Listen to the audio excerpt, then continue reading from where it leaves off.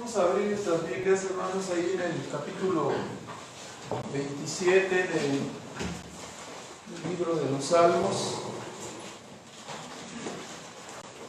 Y vamos a encomendarnos a Dios en una oración, por favor. Nuestro Padre Celestial, agradecemos una vez más en esta mañana tu bondad y tu misericordia en habernos concedido llegar con bien a este lugar de reunión. Es nuestro gozo y nuestra alegría adorarte y exaltarte con cantos, y es también nuestro gozo y nuestra alegría recibir en nuestro corazón, en nuestra mente, tus palabras, para que sirvan como guía, como principios morales y espirituales para guiar nuestra existencia. Te bendecimos porque nos has dejado tu preciosa verdad escrita y podemos nosotros gozarnos en ella y acudir a ella en todo tiempo, en todo momento. Te bendecimos, Padre, y rogamos que en esta hora, que es la predicación de tu palabra, nos ayudes a cada uno para estar atentos y que tu Espíritu Santo haga esa obra en nosotros, dándonos el querer y el poder, dándonos el entendimiento, la iluminación de nuestras mentes para poder comprender y para poder hacer nuestras tus palabras y que ellas sean la guía para nuestras vidas. Te bendecimos, Padre, porque nos has perdonado, porque nos has rescatado, porque eres nuestro Dios y nosotros somos tu pueblo. Rogamos que reciban nuestra oración, nuestro ruego en el nombre de Cristo Jesús. Amén. Entonces estamos en este Salmo número 27 y vamos a tener una breve introducción. En este Salmo podemos contemplar dos aspectos de la vida de David. Por un lado, desde el versículo 1 hasta el versículo 6 de este capítulo 27 de Salmos, vemos a un David fervoroso, con gran ánimo, con gran confianza en Dios. Y del versículo 7 al 14 vemos a otra persona, ¿no? Encontramos a un David un tanto decaído, un tanto temeroso, a tal grado de llegar a expresar miedo, a tal grado de llegar a decir a Dios: no escondas tu rostro de mí, no me abandones, no apartes con ira a tu siervo, no me entregues a la voluntad de mis enemigos. Ya tenemos aquí dos aspectos, dos extremos de la personalidad de David. Muchos psicólogos dirían de inmediato: David era bipolar, ¿verdad? Inmediatamente lo dirían. Y sin entrar en controversias, preguntamos, ¿no? Para nosotros, ¿quién de cada uno de nosotros no es en el mismo sentido también bipolar, ¿no? Es decir, todos los seres humanos, todos los creyentes somos así. Un día andamos muy animados, muy fervientes, y otro día decaídos, preocupados, tristes, malhumorados. Que si hace calor, que si hace frío, que si llovió, que si la hormona, o si sufrió un traumatismo, una caída, o como dicen en mi pueblo, un desaire, ¿no? que le arruinó el día. Y pueden ser muchas las causas o motivos por los cuales tengamos esos cambios, pero así sucede. Es importante comprender y no olvidar que el proceso de la santificación conlleva que cada uno de los creyentes crezcamos y que seamos lo suficientemente maduros para que nuestros estados de ánimo no den esos bandazos y seamos capaces de hacer nuestra vida agradable delante de Dios, que nuestros estados de ánimo, especialmente nuestras decaídas, nuestros estados depresivos, no obstruyan la obra de Dios, ¿verdad? No estorben o no den mal testimonio para otros. O sea, cuando yo digo que este es el asunto que todos atravesamos por ahí, no lo estoy diciendo para que usted lo eche en saco roto y diga, bueno, entonces como ya todos somos así. No, debemos entender, si somos verdaderamente creyentes, debemos actuar y debemos atacar esos momentos depresivos, esos momentos donde nosotros no estamos agradando a Dios con nuestra conducta. ¿Por qué? Porque no estamos actuando en fe, ¿sí? Porque no estamos actuando en obediencia a su palabra. Ahora, en este salmo especialmente nos vamos a fijar en la versión llamada así, la versión latina de la Biblia llamada la Vulgata, que es la versión latina, como estoy diciendo, subtitula este Salmo 27 con unas palabras que dice Salmo de David, y Salmo 27, Salmo de David antes de ser ungido. Entonces, el contexto de este salmo parece ser que se refiere al tiempo, ¿no? Cuando David, después de haber sido perseguido por Saúl y de haber padecido mucho de parte de este complot en contra de él, después de que muere Saúl y Jonatán y él viene a ser ungido como rey, es cuando se da este salmo, ¿no? Sus enemigos habían caído y ahora él estaba siendo exaltado y vindicado de parte de Dios. Entonces, debemos entender que muchos en el reino creyeron a Saúl de que David tenía un complot contra él, aunque era una mentira, un ardid de parte de Saúl, pues muchos sí lo creyeron y David padeció, ¿no? Por eso habla en este salmo de muchos enemigos y muchas personas que están en contra de él. Así, los enemigos y perseguidores de David señalados en este salmo parecen haber sido Saúl. Parece haber sido, ¿se acuerdan que lo siguió él? No tomó 3,000 hombres y se fue detrás de él, uno iba de un lado de la montaña, el otro iba del otro, y al momento que ya lo iba a acorralar Saúl, le llega la noticia de que los filisteos atacan y ya no pudo. Muchas providencias donde David es librado, ¿no? Liberado de parte de Dios. Estando en esa condición de haber salido huyendo, entonces nosotros entendemos las palabras en el versículo 4, cuando él dice, bueno, estoy fuera, estoy huyendo. Evidentemente no estaba ofreciendo sacrificios, no estaba llevando su vida rutinaria de adoración. Entonces él estaba muy alterado y decía, bueno, lo único que yo pido es necesito estar con Dios, ¿no? En esa condición de persecución estaba padeciendo, no podía acudir a adorar, pues estaba así huyendo.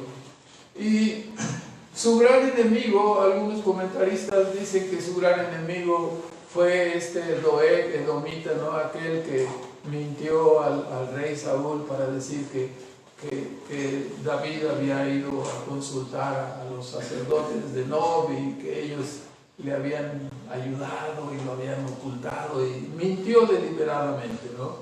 Y después fue él el que se convirtió, Doeg edomita, en verdugo del pueblo de Nob, ¿no? Matando 85 sacerdotes y a todas sus familias. Entonces, por una mentira. Entonces, este malvado aparece aquí en esas condiciones, y sus circunstancias adversas terminarían, según Samuel, capítulo 2, sus circunstancias adversas terminarían para David en el momento en que, ¿se acuerda usted, no, que en la batalla contra los filisteos, en una de tantas batallas, en esa última falleció Saúl y falleció Jonatán, fallecieron sus hijos de Saúl, y finalmente dice en 2 de Samuel capítulo 2 y versículo 3, llevó también David consigo los hombres que con él habían estado, cada uno con su familia, los cuales moraron en las ciudades de Hebrón. David había consultado a Jehová, me quedaré aquí y Jehová le dijo, sube a Hebrón, y se fue toda la gente que estaba con David y subieron a Hebrón. Y dice en el versículo 4, vinieron los varones de Judá y ungieron ahí a David por rey sobre la casa de Judá, ¿no? Entonces, hasta ese momento es cuando las condiciones se dieron y él se supone que fue cuando compuso este salmo, ¿verdad? Este salmo 27, inspirado por Dios. Hay que señalar también que hay otras opiniones, ¿no? La única otra opinión que señalan los comentaristas es que los judíos interpretan este salmo como compuesto en el tiempo cuando David ya era viejo. Si ustedes recuerdan, David fue ungido como rey a los 30 años. Entonces, los judíos piensan que el Salmo 27 fue compuesto mucho tiempo después, ya en la vejez de David, y cuando él, pueden verlo en 2 de Samuel 21, 2 de Samuel 21, cuando David fue en una guerra contra sus acérrimos filisteos, sus enemigos acérrimos, y en una de esas batallas, la última, ¿no? Como vamos a darnos cuenta ahorita, porque la última dice, como los filisteos tornaron a hacer guerra a Israel, descendió David y sus siervos con él y pelearon con los filisteos, y dice que David se cansó, y en esto Isbi Benob, el cual era de los hijos del gigante, y el peso de cuya lanza era de 300 ciclos de metal, y tenía él ceñida una espada nueva, ¿no? Te dice, trató de herir a David, mas Abisai, hijo de Sarbia, la media hermana de David, le socorrió e hirió al filisteo y matólo. Entonces los hombres de David le juraron diciendo, nunca más de aquí en adelante saldrás con nosotros a la batalla, para que no apagues la lámpara de Israel, es decir, para que no te maten, ¿verdad?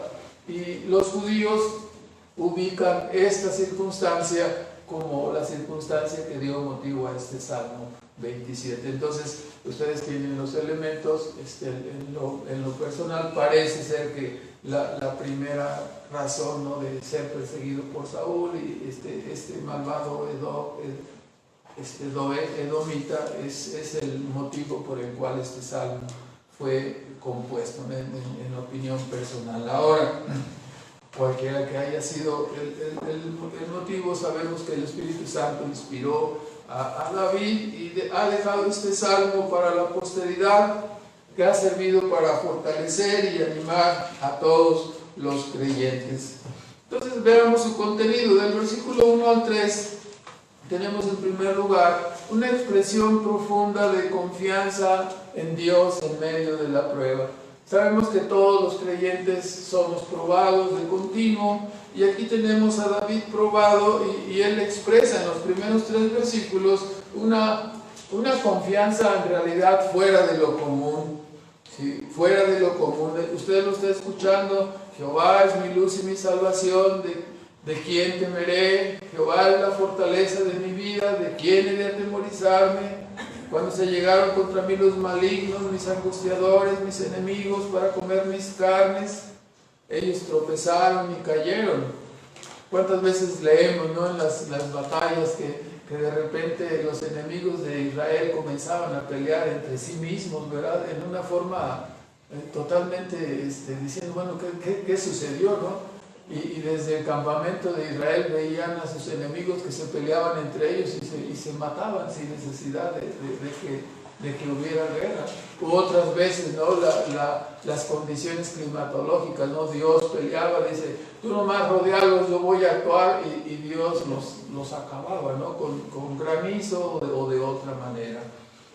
Así pues, dice, su fe era tan fuerte. En el versículo 3 expresa, aunque se asiente campo contra mí, aunque estén los enemigos ahí enfrente, formados y listos para la batalla, dicen los que han ido a la guerra, especialmente, que ese momento es un momento muy, muy fuerte, ¿no? Donde lo hemos visto en películas, ¿no?, donde los capitanes, los generales, comandantes de los ejércitos procuran acicalar, o sea, procuran levantar el ánimo y la fuerza, porque estar ahí enfrente y ver a todo el enemigo es algo que aterroriza. Entonces cada comandante de su ejército procura levantar el ánimo de los suyos. Y aquí él dice, pues aunque esté un ejército enfrente de mí, es el momento más terrible, dice, yo no voy a tener temor, ¿no? Porque Jehová es mi Salvador, ¿no? Ahora, entonces David hace aquí una declaración profunda de su confianza en Dios. Y si entendemos que era asediado, sus enemigos, angustiadores, no le buscaban para platicar, estaban buscando para matarlo, ¿verdad? Para acabar con él. Pero todos ellos fracasaron, ¿no? Como sabemos, Saúl fue avergonzado, 2 veces fue puesto en la mano de David, primero cortando la orilla de su manto y luego después tomando su espada y su vasija de agua para decirle, ¿por qué me estás persiguiendo, verdad? Yo no tengo nada contra ti, si tuviera algo contra ti ya te hubiera matado. Dios te puso en mis manos, ¿sí? Puso a su enemigo en las manos de David, y David dijo, no voy a ir contra el ungido de Jehová. Fue preservado. Y el Salmo 52 que leímos hace un momento nos habla, o fue compuesto precisamente con motivo de este enemigo de David que mintió a Saúl. En las notas acerca de los salmos nos dice el Salmo 52, la nota dice al músico principal, ¿no? Al director de la orquesta. Este es un salmo de David. Cuando vino Doeg y Dumeo y dio cuenta a Saúl diciéndole, David ha venido a casa de Ahimelech, ¿no? El sacerdote, y conspiran contra ti, ¿no? Esa fue la idea. Y todo el Salmo 52 es una expresión de decir, los malvados, ¿no? Dice, te estás jactando, tu versículo 2, agravios maquina tu lengua, ¿no? Como una navaja, como un cuchillo, ¿no? Amaste el mal más que el bien, o sea, al mentir, está hablando de Doeg y Dumeo, ¿verdad? La mentira más que hablar justicia.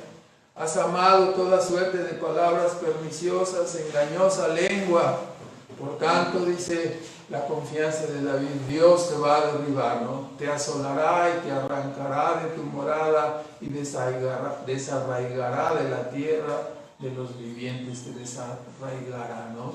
Verán los justos y temerán. Dice, para advertencia de nosotros, no he aquí este hombre, ¿no? Que no puso a Dios por su fortaleza, no tuvo temor, sino que confió en la multitud de sus riquezas, en su lengua, ¿no? Se mantuvo en la maldad, mintió a riesgo de la muerte de David. Y encontramos la fe victoriosa de David, ¿no? Mas yo, dice, estoy como una oliva verde en la casa de Dios, confiando en la misericordia de Dios perpetua y eternamente. Te alabaré por lo que has hecho y esperaré en tu nombre, porque es bueno, Dios, ¿no? Eres bueno delante de tus santos. Entonces, así podemos darnos cuenta, ¿no? Que David, de su propia experiencia espiritual al caminar con Dios y ser librado, es que David hace esta expresión en el Salmo 27, una expresión de gratitud y confianza. La expresión de gratitud descansa en 3 pilares.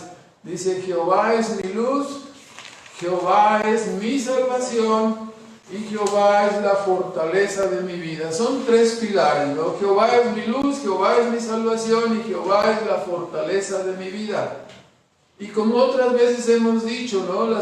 Las personas inconversas llegan a escuchar este Salmo 27 y dicen, ¡ay, qué bonito!, ¿no? Qué bonito Salmo, ¿no? O sea, se admira, ¿no? Y quisieran que su vida descansara en estos 3 pilares. Pero hemos de aclarar, ¿no? Antes de expresar esta profunda confianza en Dios, como la expresa David aquí en el Salmo, Es necesario ser alcanzado y es necesario ser salvado por la gracia de Dios.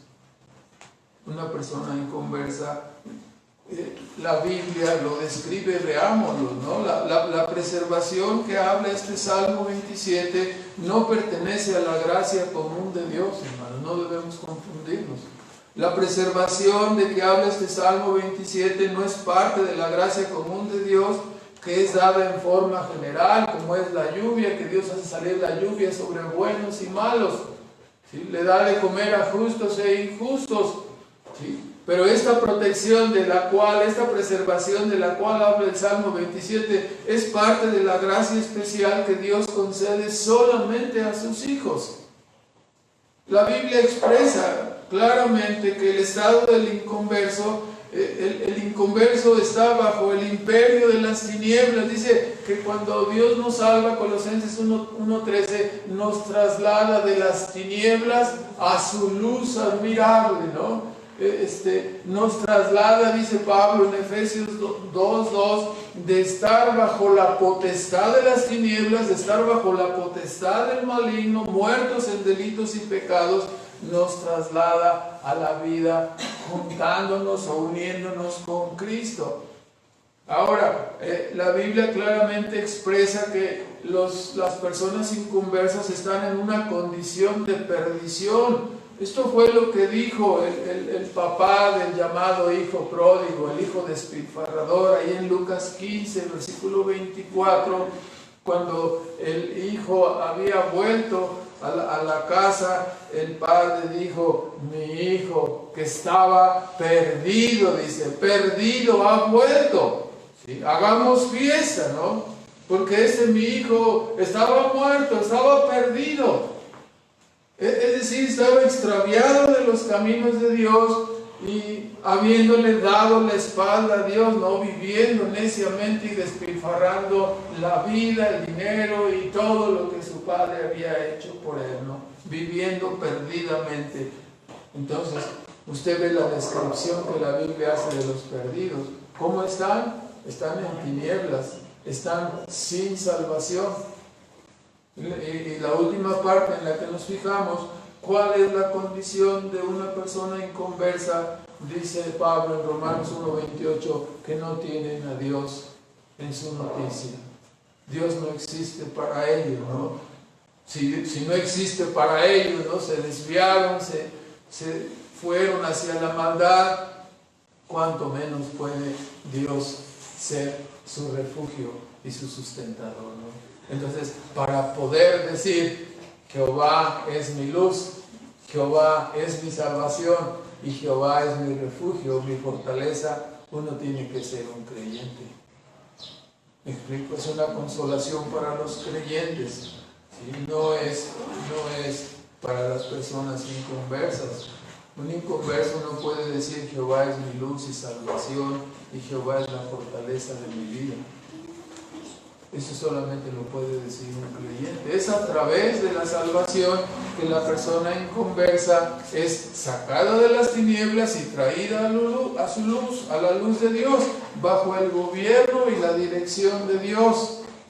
Es en este evento de la salvación que la persona llega a conocer a Dios como su Dios, como su Salvador, como su salvación.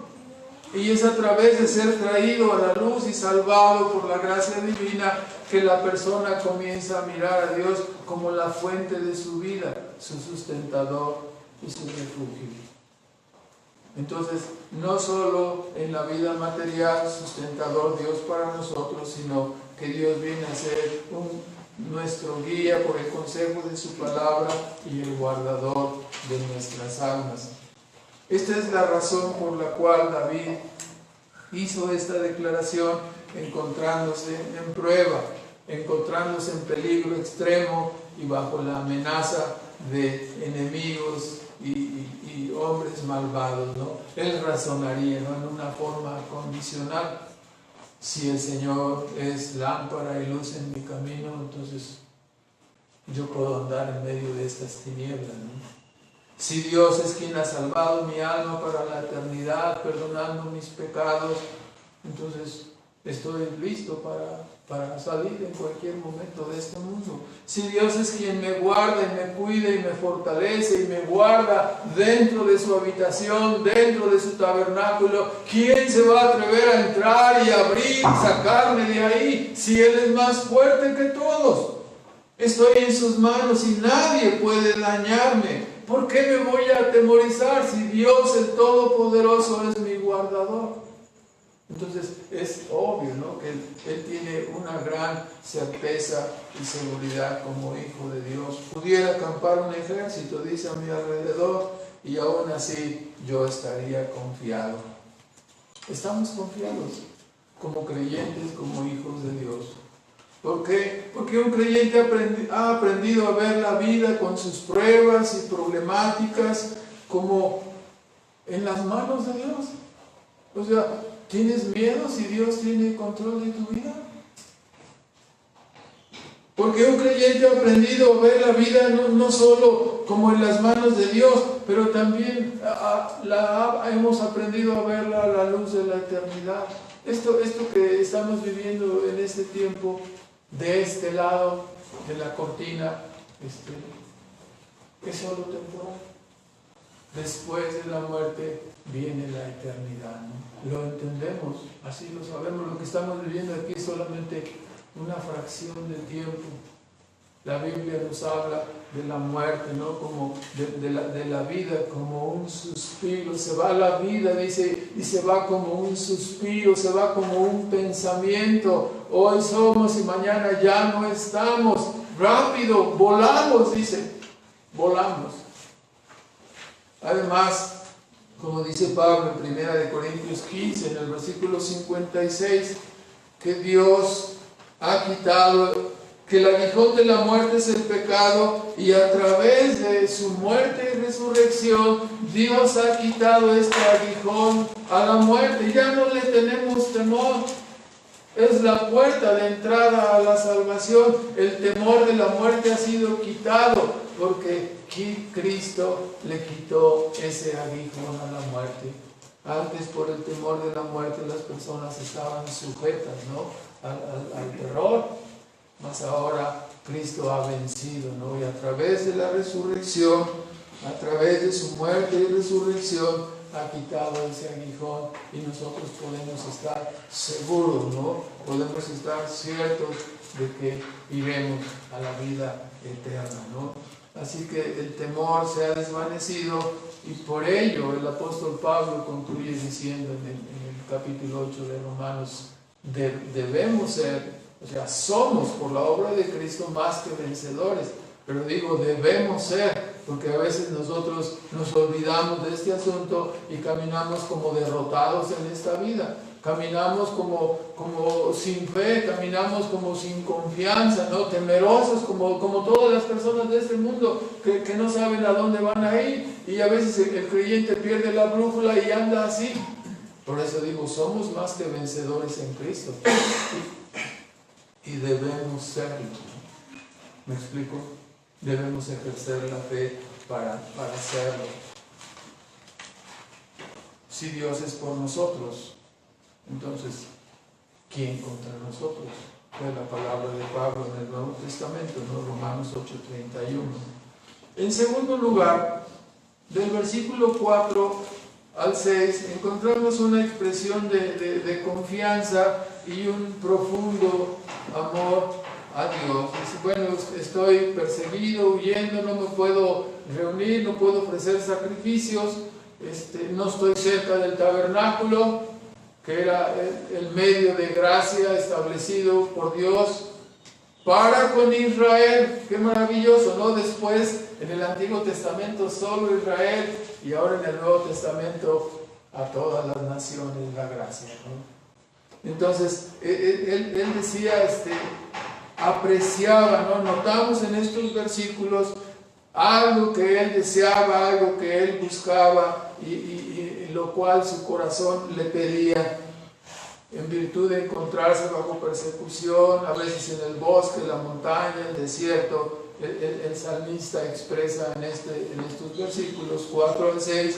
cuánto significa Dios para él. cuánto significan las reuniones y la comunión con Dios, cuánto extrañaba y deseaba estar en medio del tabernáculo, cantando, adorando, ofreciendo sacrificios.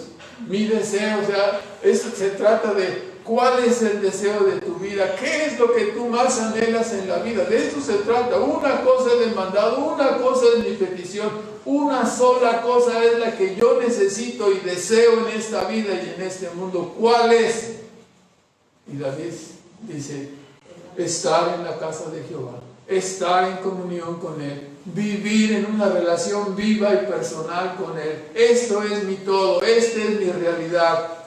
En el Salmo 73, en el versículo 25, el salmista Asaf diría después, dice, solamente esto es el máximo tesoro para mí. Ninguna otra cosa deseo. Fuera de ti, dice, nada deseo en la tierra. Qué tremendo, ¿no? Escuchamos el testimonio tanto de David como de Asaf haciendo esta pregunta. Si esta pregunta fue hecha para ti, ¿qué contestarías? ¿Qué contestarías? No, yo solamente deseo cambiar de casa, cambiar de carro, tener una cuenta bancaria. ¿Qué es lo que más deseas verdaderamente? Vemos el corazón de Asaf, vemos el corazón de David diciendo, para mí Dios es lo más importante, ¿no? Y fuera de Dios nada deseo en la tierra, sino estar en la casa de Jehová, ¿no? Adorando, inquiriendo, buscando, teniendo comunión con Dios, ¿no? Ahora, la razón de ser y la vida del salmista se encuentra en la vida de comunión que tiene con Dios. Es en ese eje donde toda su vida gira, es en ese eje donde toda su vida encuentra sentido. Nosotros nos preguntamos hoy en día, si usted lo ha meditado, ¿no? ¿Qué sería de nosotros en el desierto de este mundo sin el oasis y el refrigerio de la adoración que tenemos? Dios ha señalado, no 6 días trabajarás y guardarás el día del Señor. Si ese día no existiera, ¿qué sería de nosotros en este mundo?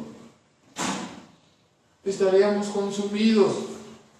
Por lo tanto, ¿no? Las palabras del Salmo expresan un profundo deseo, amor, aprecio por la comunión con Dios y su adoración. Algo muy asombroso, ¿no? Que debe de estar en el corazón de cada uno de los hijos de Dios. Sabemos que la vida, ¿no? Un hijo nace y crece, se va de la casa, pero siempre queda en el corazón, ¿no? ¿Qué queda en el corazón? Quiero estar en casa también, ¿no? En este caso, en sentido espiritual, es mi lugar, quiero estar con Dios, ¿no? Es lo que dice David, en la casa de mi Padre, ahí morando con Él. Entonces, las palabras del salmista expresan no solo una gran confianza profunda en el accionar de Dios para con Él, sino, como vemos, ¿no? Un profundo amor, un profundo deseo por Dios. ¿Qué significa estar en este lugar con Dios? Bueno, significa la protección y el cuidado de Dios. No, Él me esconderá en el día del mal.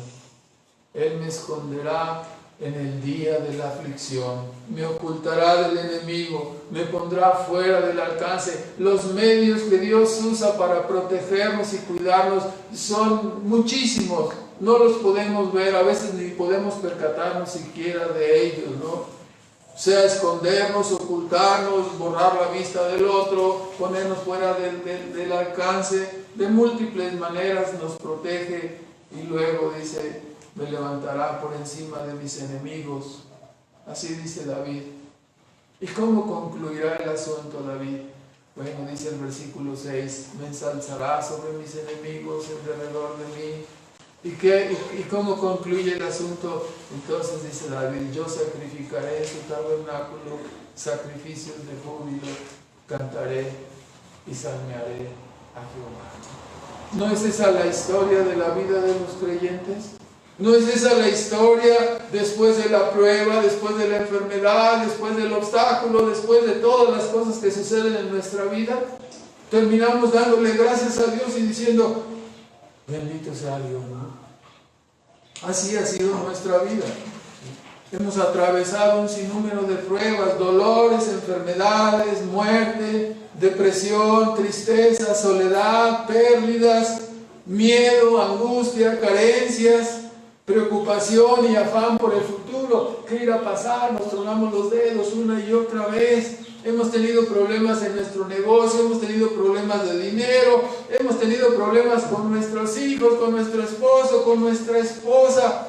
Pensábamos cuando éramos jóvenes y si no hay una mujer que me mire a mí, y si no hay un hombre que se fije en mí porque estoy un poco defectuoso, porque soy así o soy así, y si no hay nadie que se fije en mí, y pensaba la mujer y el hombre, no voy a encontrar, me voy a quedar solo, y ya ahora ya tiene un chorrotal de hijos ahí, media docena de hijos, ¿no?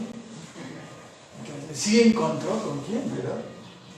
Aunque por momentos en la juventud quizás le preguntaba a su papá o a su mamá, ¿y si iré a encontrar a alguien con quien casarme? ¿Tú crees, mamá, o tú crees? Casi siempre esas preguntas son dirigidas a la mamá, ¿no? Porque los papás somos un poquito medio ásperos. Pero, ¿tú crees, mamá, que sí haya alguien que se fije en mí? Y la mamá dice, sí, hija, sí, hijo, sí habrá alguien, espera en Dios. Y cosas como esas, ¿no? También han ocurrido pecados, pleitos, desilusiones, hemos padecido traiciones. Y en todas estas cosas a veces llegamos a decir, creo que no la voy a librar, creo que no, ya el mal se viene sobre mí, la calamidad me aplastará, no voy a resistir mucho tiempo. Y no obstante, hoy en día todas estas cosas, o muchas de estas cosas, se han vuelto ya parte de las anécdotas de nuestra vida. Y con la ayuda de Dios, muchas de estas cosas se convertirán en experiencia espiritual, para que cuando vengan las pruebas siguientes, nosotros podamos también expresar como David, ¿no? Jehová es mi luz y mi salvación, ¿de quién temeré? Jehová es mi refugio, Jehová es mi fortaleza. ¿Por qué he de estar atemorizado? ¿Por qué he de estar afanado o preocupado si el Señor es mi guardador? Aunque un ejército acampe alrededor mío, no temeré, porque el Señor es mi salvador. Ahora, muchas de estas cosas entonces se han convertido en situaciones por las cuales le damos gracias a Dios. Aunque en un momento dado derramamos lágrimas y estuvimos desesperados y angustiados, ahora ya lo vemos como algo que pasó, ¿no?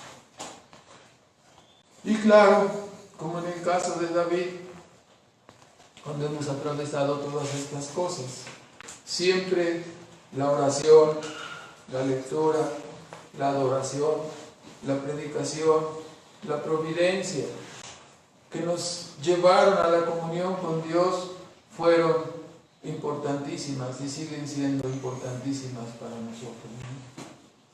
A través de todo ello es que en medio de esas circunstancias pudimos apreciar el amor, la bondad, la gracia de Dios, la fidelidad de Dios hacia nosotros, ¿no?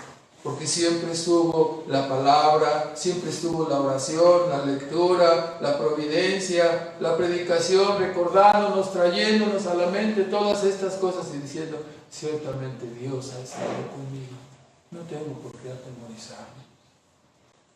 Hermanos, podemos contemplar en todas estas circunstancias los atributos de Dios cerca de nosotros actuando, ¿no? Podemos decir, Dios ha sido fiel, nada me ha faltado, Dios me ha sacado en la angustia, en la prueba, en el problema, en el conflicto, en la enfermedad. Dios es un Dios maravilloso y podemos nosotros contemplarlo de esta manera, ser sus hijos y tener la oportunidad de adorarle es lo mejor que ha ocurrido en nuestras vidas. No puede haber otra cosa mejor en este mundo. En tercer lugar, desde el versículo 7 hasta el versículo 12 del Salmo 27, el salmista, como decíamos, cambia, ¿no? Se va al otro extremo de una fe tan contundente, tan firme, tan maravillosa, pasa a un estado depresivo y podemos ver ese cambio muy marcado en la personalidad del salmista, de la fe y confianza imbatibles, del amor profundo y la alabanza, pasa a una súplica intensa como si sintiera miedo, como si sintiera inseguridad. Aquí vemos a David, como hemos dicho otras veces, no más como nosotros, ¿no? Con dudas, inseguridades, miedos, temores. Esta es la realidad de los creyentes. A veces nos sentimos fuertes, seguros, sin temor, firmes en las manos de Dios, y al rato estamos débiles, desconfiados, llorando, sintiendo que Dios se alejó de nosotros y que ya no nos responde. Nos atrapa la desesperación, como decía Bunyan en su ilustración del progreso del peregrino, ¿no? Nos atrapa el gigante desesperación y nos mete en el castillo de las dudas y nos da tremendas apaleadas allí, ¿verdad? Y así escuchamos a David en el versículo 9: no ocultes tu rostro de mí, respóndeme, óyeme. Siento como que no me respondes. Versículo 9 mismo: no me dejes ni me desampares, estoy aquí apaleado, ¿no? No me entregues a la voluntad de mis enemigos. Versículo 12, o sea, es un cambio completo, ¿no? De una fe firme y fuerte a una condición de decir, estoy atrapado aquí en esta condición, siento que no ocultes tu rostro de mí. Hermanos, el punto de entender todas estas cosas es que vamos a dar un remedio, ¿no? Vamos a ver lo que la Biblia nos enseña.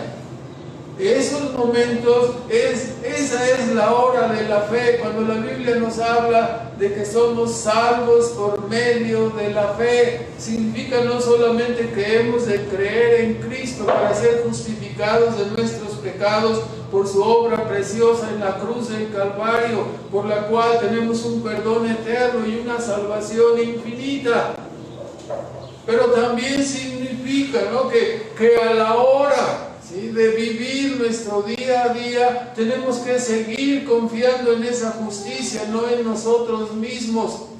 Que a la hora de que las circunstancias parecen adversas, nos dejamos de llevar más por las circunstancias, y es el momento de sacudir y decir, no, es el momento de la fe, es el momento de ejercer la fe, porque por fe andamos, no por vista. No es lo que veamos, no es la circunstancia más difícil, ¿sí?, sino es el hecho de que tenemos un Dios que gobierna y dirige esas circunstancias y nos ha dicho que es a favor nuestro. Por lo tanto, dice, tú tienes que confiar, estás en mis manos, yo te cuidaré, ¿sí? En mis manos están tus tiempos, ya lo hemos escuchado, ¿no? En tus manos, Señor, están mis tiempos. Es el tiempo de mirar a Cristo, es el tiempo de corregir y enderezar nuestros pensamientos hacia Cristo y su gran bondad y su gran misericordia para con nosotros. La Biblia nos habla de la armadura del creyente, ¿no? Vestidos, dice, con toda la armadura. Ceñidos la coraza de la justicia. ¿Sí? Pónganse el casco, el yelmo, la esperanza de la salvación. Colóquense sus zapatos, ¿no?, que les ayudan a estar estables, que les ayudan a no tambalearse en medio de los caminos que ustedes están atravesando. Tomen el escudo de la fe contra los dardos del maligno. Tomen la espada del Espíritu para defenderse, para luchar. La armadura de Dios, el yelmo, la coraza, el escudo de la fe, el calzado celestial, el cinturón de la verdad, la espada del Espíritu no son adornos, no son una figura decorativa de los creyentes. Se trata de una verdadera armadura que hay que portar y que hay que usar. Así que si estamos en depresión, si estamos en afán, si estamos en angustia, ¿no hay acaso algún texto en la Escritura? En todo el cinturón de la verdad que tenemos, en toda la verdad de Dios, ¿no hay un texto que me hable? Es mejor creerle a Dios. Dios nunca va a fallar. Toda la palabra de Dios es segura y firme y toda su promesa inmutable. Pero es que yo veo las circunstancias como que Habacuc dijo, bueno, ya entendí, aunque todo esté destruido, aunque no haya vacas en el corral, y digo, o sea, estamos en tus manos. Es un paso de fe, ¿verdad? Hay que ejercer la fe. Debemos pensarlo. Ahora yo quiero hacerle unas preguntas. Cuando nosotros escuchamos esta parte del estudio y nos preguntamos, ¿acaso Dios nos manda a orar para no oírnos? ¿Acaso Dios nos manda a buscarle para ocultarse? ¿Acaso nos ha justificado para luego alejarnos de Él airado? ¿Acaso nos ha salvado para luego dejarnos y desampararnos? ¿Acaso está a favor de nuestros enemigos? ¿Acaso nos ha reconciliado para después dejarnos en ignorancia y sin guía en este mundo? ¿Qué respondemos? Que no. Claro que no. Claro que no nos ha salvado para eso. La respuesta es no, claro que no. Cuando dejamos que en nuestra mente crezcan los temores, las angustias, los afanes, en lugar de las verdades y las promesas de Dios, entonces nos hundimos en el mar. Crece todos esos pensamientos, esas circunstancias, y entonces nosotros sentimos que nos hundimos.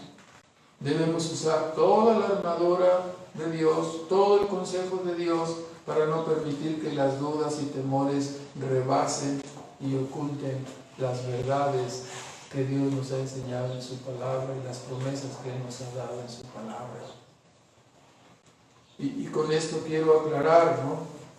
Cuando yo digo que apliquemos la fe y que apliquemos las promesas y la palabra de Dios, no estoy hablando del pensamiento positivo, no estoy hablando de la farsa del pensamiento positivo. ¿Sí? Que hay personas que dicen, no, es que tú piensas que te va a ir bien y te va a ir bien, ¿no? El clásico vendedor, ¿no? Así, no, tú piensas que cuando toques la puerta luego digas, esta es mi día, este es mi venta, hoy es, o sea, y por eso se te van a abrir las puertas. No, eso no es cierto. Se te van a abrir las puertas el día que Dios quiera, a la persona que Él quiera le vas a vender y vas a lograr un cometido, por la gracia y por la bondad de Dios. No porque esas personas que dicen, no, el pensamiento positivo, y usted luche contra la enfermedad, dígale que no al cáncer, enfréntese a él, frénelo, dígale que no en su mente, y si te vas a morir de cáncer, esa es una tontería. Tú no puedes cambiar por tu palabra y por tu mentalidad el designio y el decreto divino. Eso es muy diferente. El pensamiento positivo dice, no, tú sé positivo y vas a ver que te va a ir muy bien, peínate bien de lado, échate un montón de brillantina y llega bien brilloso ahí y te va a ir bien. No, te van a decir que no en el trabajo, te van a decir todas las veces que no, hasta que Dios diga, le voy a abrir la puerta y aquí está esta persona y este es el trabajo para ti. ¿Me explico? Debemos de creer en la verdad y en las promesas de Dios. No se trata de usar la verdad de Dios y de una manera, así como diciendo una señora que decía, yo confío mucho en la Biblia, ¿no? Entonces siempre traía la Biblia en su bolsa, nunca la leía, ¿no? Pero decía, no, yo confío mucho en la Biblia, cada que tenía problemas sacaba la Biblia de la bolsa, no es esa la manera, ¿verdad? La verdad que aquí es contenida, las doctrinas y enseñanzas que son contenidas son las cosas en las que debemos de creer. Se trata de usar la verdad de Dios para aniquilar las estrategias del enemigo, creyendo y confiando en las promesas que Dios ha dado. Como he dicho, es mejor creer a Dios, aunque la visión presente se torne borrosa. Siempre será mejor creer a Dios, es seguro, es firme, Él no va a fallar. En cuarto y último lugar, el Salmo 27 termina, versículos 13 y 14. Si no creyese que tengo de ver la bondad de Dios en esta vida, ¿no? Y pudiéramos por inferencia decir, y en el cielo, ¿no? Entonces hubiera yo desmayado, no hubiera desfallecido, hubiera perecido. Pero no, dice, no solamente el salmista sale del hoyo de la duda, de la incredulidad, de la impaciencia, del afán, de la ansiedad, de la preocupación. Hermanos, son muchas las enfermedades espirituales, pero todas ellas se resuelven con la misma medicina de la fe. La confianza en Dios, recargándonos en su amor, su misericordia, en su gracia, confiando en Él, en su soberanía, en su fidelidad, en sus promesas, en su palabra revelada. Muchas son las enfermedades espirituales, pero todas se resuelven creyendo y confiando en Dios, ejercitando nuestra fe, la fe que nos ha sido dada, ¿no? No dice la Escritura, nunca te dejaré y nunca te desampararé. Hay que creer eso. No dice la Escritura, Dios no es hijo de hombre para que mienta. Entonces, si Él ha prometido y nos ha dicho, debemos de tener confianza. Dios le dijo a Jeremías, con amor eterno te he amado, por lo tanto te prolongué mi misericordia. Entonces, bueno, Dios nos ha, entonces confiemos, Dios nos ha amado. Todas las cosas les ayudan a bien, pero es que yo siento que este clavo que me pusieron aquí o acá o esta circunstancia me incomoda, me molesta. Todo te ayuda a bien. ¿No lo estamos escuchando? Porque yo, Jehová, no cambio, dice. Por eso vosotros, hijos de los hombres, no habéis sido consumidos. Confiemos en Dios. Vuelve de su aletargamiento, dice en el versículo 13, si no creyese que tengo de ver la bondad de Dios, hubiera yo desmayado, pero Dios, la fe me despertó, la fe abrió el panorama, la fe me ayudó a mirar las cosas de una manera diferente. Y ahora no solamente confío en Dios, sino que también te digo a ti, amigo mío, hermano, confía en Jehová, aguarda en Jehová, esfuérzate, aliéntese tu corazón, espera siempre en Dios, siempre espera en Dios. Entonces, aquí el esfuerzo implica que continuemos con nuestra vida de fe, que continuemos con nuestra vida de oración, que continuemos con nuestra confianza en Dios, que perseveremos en el uso de los medios de gracia. Y es que a veces muchas personas en su situación de depresión, de preocupación, de angustia, de estrés, es que no tengo ganas de hacer nada, es que ni siquiera ganas de leer, de tocar o de leer, mucho menos de orar. O sea, si abandonas los medios de gracia, te vas a morir. Por eso dice, esfuérzate. No tienes ganas, de todas maneras, hazlo. Pero es que no tengo, hazlo. No dejes tus hábitos espirituales, ¿no? No te desanimes, no caigas en el desaliento. Esto es veneno para la fe. El desaliento y el desánimo. Una de las preguntas, un hermano muy querido, siempre recuerdo que pregunta: ¿estás animado? Esa es su pregunta. ¿Estás animado? Un creyente que es ferviente, que está confiado en Dios, siempre tendrá un buen ánimo, siempre esperará el bien de Dios. Hermanos, vale la pena el esfuerzo y el sacrificio en cualquier cosa, en todas las cosas, con tal de estar en el camino de Dios. A su tiempo segaremos. Debemos seguir sembrando. Todavía no es el tiempo de la cosecha. Vendrá el día de la cosecha, vendrá el día de la recompensa. Ahorita todavía no lo es. Tome fuerza tu corazón, sabiendo que Dios no le ha fallado jamás a nadie, ¿no? Estaba escribiendo y me acordé de uno de los juegos que escuchaba yo a los oficiales del ejército romano, ¿no? En aquel videojuego, y siempre el comandante decía: adelante, pretorianos, ¿no? Adelante, hermanos, adelante, cristianos. No desmayemos. Ya está más cerca la salvación de cuando creemos, ¿no? ¿No es así? Bien. Terminamos con unos comentarios. En primer lugar, nos dice la Escritura en Efesios 4, del 12 al 14, nos dice que ya no seamos niños, que seamos enseñados en toda la palabra, en toda la verdad de Dios, que por eso ha plantado Dios ministros, por eso nos ha dado apóstoles, para la perfección, dice, de la obra del ministerio, para la edificación del cuerpo de Cristo, para que nosotros ya no seamos niños fluctuantes, no llevados, como es un niño llevado de un lado para otro, ¿verdad? No tiene mucha firmeza. Te voy a explicar eso así. Oye, ¿qué es eso? No, atiéndeme porque mira, se junta la M con la A y dice ma. ¿Y qué color es ese? Ya. O sea, y el niño anda quién sabe en dónde, ¿verdad? ¿Sí me explico? Que no seamos niños.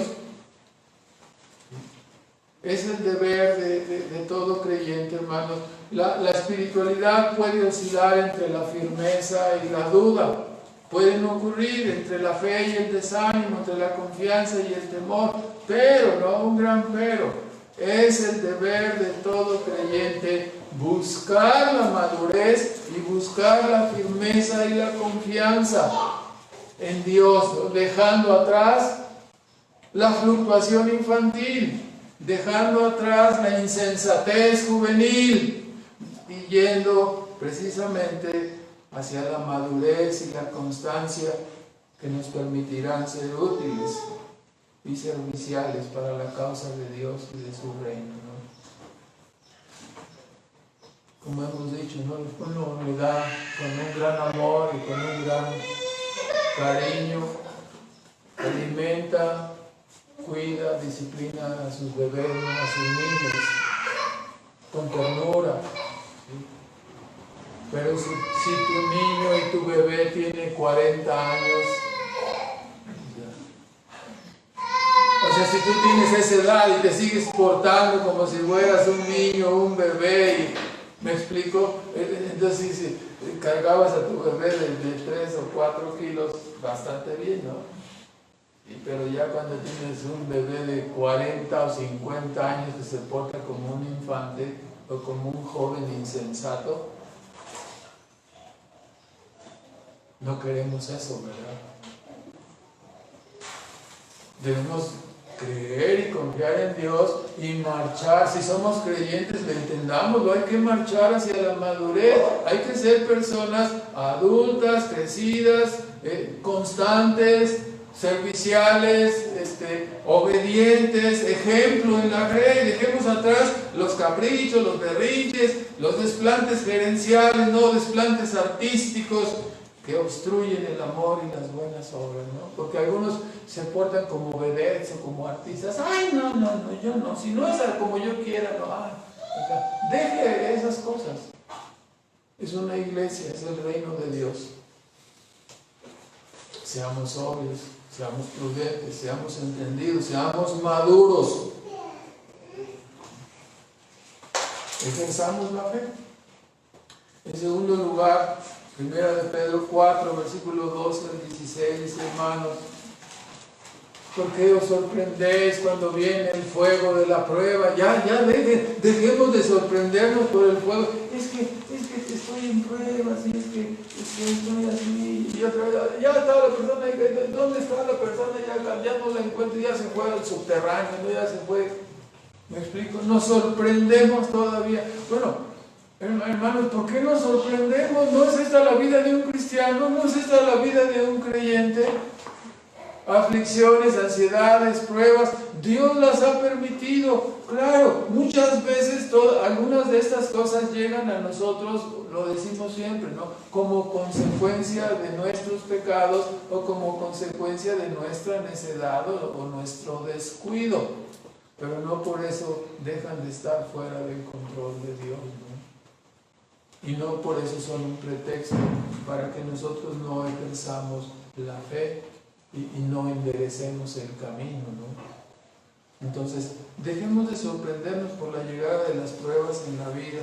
Somos extranjeros y peregrinos, somos pecadores necesitados de crecer en la semejanza de Cristo, lo cual solamente puede lograrse a través de las pruebas. Entonces, no nos quejemos, agradezcamos y aprovechemos la oportunidad para crecer en el momento de la prueba. Subráyale por ahí, no nos quejemos, subráyale, ¿no? Porque a veces así somos, ¿no? Somos una queja ambulante. En tercer lugar, hermanos, dice en 2 de Samuel 21:17 que leímos, ¿no? Cuando aquel gigante Isbi-Benob iba a matar al rey David y lo salvó a Isaí, hijo de Sarvia, nos dice: nunca más vamos a dejar que vengas con nosotros a la batalla, dice, para que no se apague la lámpara de Israel. Una forma maravillosa de hablar de un personaje del cual hemos hablado continuamente en estos salmos, la lámpara de Israel. En el Nuevo Testamento nos dice que seamos sal y que seamos luz. Hermanos, imitemos a David en su valor, en su amor, en su dedicación a Dios, en su obediencia. No nos fijemos solamente en los errores que cometió. No es que censó, es que tuvo desconfianza, no es que cayó en adulterio. Fijémonos en todas las cosas buenas que Dios puso en este varón para ser llamado, ¿no?, la lámpara de Israel. Nosotros podemos también en este mundo y en este tiempo, en nuestra familia, en nuestra casa, en nuestra iglesia, en nuestro trabajo, ser lámparas. Si somos como este hombre, ¿no?, imitando su obediencia, ¿sí?, dando buen testimonio. En cuarto lugar, hermanos, el cristianismo, como hemos escuchado, es una vida de fe. Somos llamados a creer, no a ver. Muchas veces las circunstancias parecerán adversas, ¿no? Cuando Israel estaba frente al Mar Rojo y volteaban y veían, ahí vienen los egipcios, ¿no? Entonces volteaban del otro lado, ya se están acercando. ¿Sí? Y ellos veían como infranqueable el mar, ¿verdad? ¿Qué se nos pide cuando estamos en situaciones infranqueables, en situaciones difíciles? Cree en Dios, confía en Dios. Se abrirá el Mar Rojo. Le avisarán a Saúl que atacan los filisteos y tu enemigo ya no vendrá atrás de ti. Hay que confiar, hermanos, nuestro Dios está sentado en su trono y gobierna. y gobierna todas las cosas para el bien de sus hijos. Entonces confiemos en Él. No permitamos que la depresión, la duda, la angustia, la preocupación, el afán tomen control de nuestra vida. Y hermanos, hay que hacer este comentario, ¿no? No es cierto que muchas de las cosas que tememos luego ni siquiera suceden y nos estamos, pero ¿cómo nos hicieron sufrir? ¿Sí me explico? O sea, no, es que estoy pensando, y si se va mi hijo, y si esto, y pasa esto, y si pasa lo otro, y la señora embarazada, no, y si mi hijo, y si viene bien, y si no viene bien, y si salen mal las cosas, y no pasa ninguna de todas estas cosas, pero si todas estas cosas nos afligieron de verdad, nos preocuparon de verdad, nos hicieron llorar de verdad, nos pusieron en un estrés y en un estado de angustia y de incredulidad, cuando podíamos luchar y decir, el Señor está conmigo, yo voy a recibir lo que Dios mande, yo creo en Dios, yo confío en Dios, el Señor nunca me ha abandonado, el Señor es fiel. Y levantarte, ¿no? Con la palabra de Dios, con las promesas, con la verdad de Dios en tu mente y en tu corazón, ¿no? Entonces, a veces la pérdida, la enfermedad, la situación difícil que te angustiaba ni siquiera llegó, ¿no? Pero como nos hizo sufrir, ¿no? Ejerzamos la fe, hermanos. En quinto lugar, David deseaba y pedía una sola cosa, estar con Dios. Jesús habló con Marta y María. Si Marta, no te afanes, María está aquí a mis pies y ella ha escogido la buena parte. Si el Señor te llama a su reino, no lo pienses más. Si el Señor te llama a su camino, esa es la mejor parte que puedes tener ahora y en la eternidad. No dudes en venir, no dudes en entregarte a Cristo. Esa será tu mejor parte para toda la vida. En sexto lugar, la realidad de la vida de muchos creyentes no es que Dios oculte su rostro de ellos. Decía un comentarista, ¿no? Spurgeon en sus comentarios decía que más bien muchas veces, como en la carta a las iglesias, ¿no? Y en capítulo 2 y 3 de Apocalipsis, yo estoy a la puerta y llamo, ¿verdad? Y siempre está Dios así con nosotros, pero nosotros no lo vemos, no le oímos, no hacemos caso de lo que nos dice en su palabra, de lo que nos dice, de cómo responden nuestras oraciones. Imagínense, oramos a Él y luego nos descuidamos y ni siquiera nos damos cuenta si respondió o no.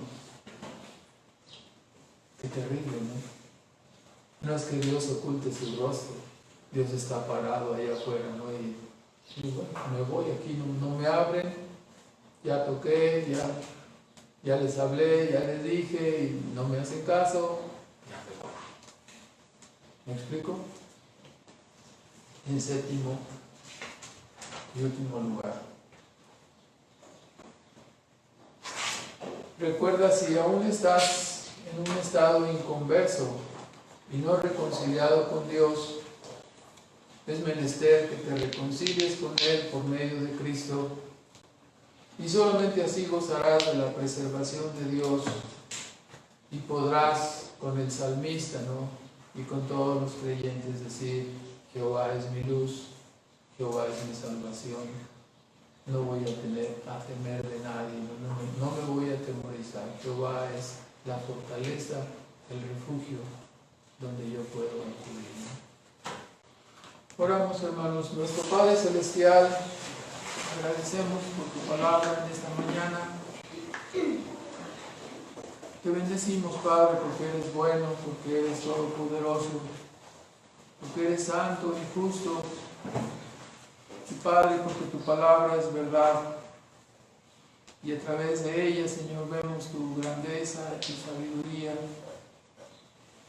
Y siendo criaturas, Padre, débiles, fluctuantes, Suplicamos, Padre, que fortalezcas nuestra fe y que nos ayudes a vestirnos de toda la armadura que tú has provisto, a refugiarnos en el consejo de tu palabra, Señor, a no angustiarnos, a no quejarnos, a recibir, Señor, las providencias de esta vida, sabiendo que vienen de tu mano y que están en tu control, y que todas ellas nos ayudan para perfeccionar nuestro carácter y para ayudarnos, Padre, a alistarnos para el tiempo cuando vayamos contigo, Señor. Ayúdanos a vivir en medio de este mundo siendo sal y luz. Y te damos muchas gracias, Padre, por los medios, las providencias, las provisiones que tú has hecho en tu palabra, en los medios de gracia, Señor, y especialmente en los días de adoración que son nuestro gozo y nuestro deleite, Señor. Ayúdanos a manifestarte cada día nuestro agradecimiento, nuestro amor, y ayúdanos a caminar en medio del desierto de este mundo con confianza, con fe, sabiendo, con prudencia, Señor, sabiendo que tú nos guardas, Padre. Gracias por animar nuestras almas a la obediencia y te bendecimos en el nombre de Cristo Jesús. Amén.